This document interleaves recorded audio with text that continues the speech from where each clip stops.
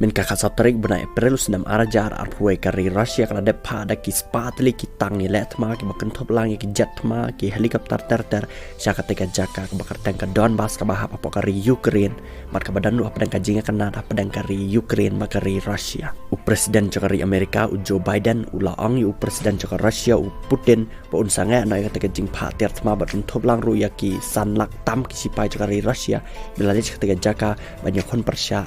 ya ka Ukraine bat Joe Biden ulang rubah lada ketika makan kayak kari Amerika kan support ya kari Ukraine. On the Russia-Ukraine border, we are seeing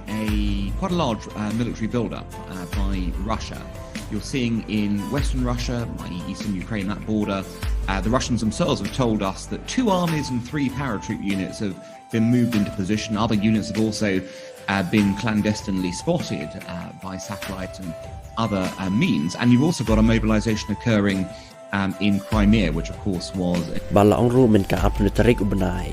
maju senam arjar arpuai kumba sangut kispai cakari Ukraine kila siapa nyap apa kispai cakari Rusia Balaong ru bahkan ka jing kenar pedang kari Rusia bakari Ukraine kelas sedang nadu senam arjar khatsau hakaba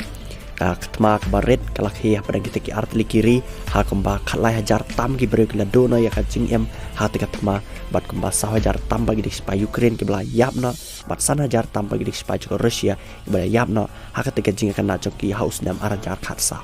Balong rubah dum takasngi kari Rusia kala dapin kre lupa bakal dap syat tawir lene kala sawat tawir ya kari Ukraine bakal dapin biang nadang sedang kitir ma kitang kijet ki helikopter bat kemjur kari Ukraine kala pen biang ya kitup ter